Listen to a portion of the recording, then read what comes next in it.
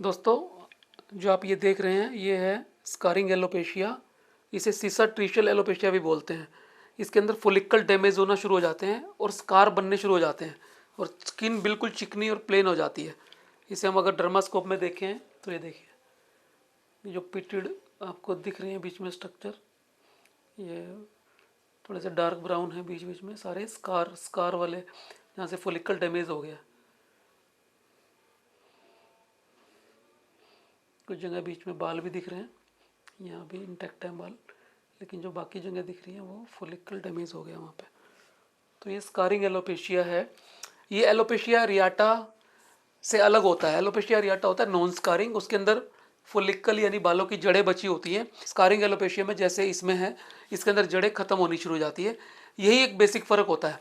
और कई बार जो फोलिकल के साथ ब्लड सप्लाई होती है, मसल सप्लाई होती है, नर्व सप्लाई होती है, वो भी डैमेज हो जाती है।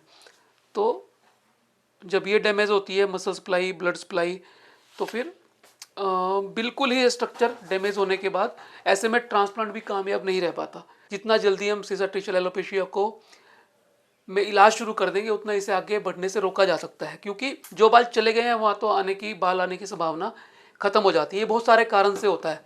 ऑटोइम्यून डिसऑर्डर है, कई बार ये इनके साथ बैक्टीरियल इन्फेक्शन या अन्य किस्म के इन्फेक्शन भी जुड़े होते हैं। तो ये देखिए, ये है लाइचन प्लेनोप्लेरिस। आप ये पेशेंट देख रहे हैं, ये ऑटोइम्यून डिसऑर्डर होती है। ये इसके अंदर से ये बाल इस तरह से ख़त्म हो जाते हैं। कई बार पेशेंट की स्किन की एट्रोफी भी हो जाती है।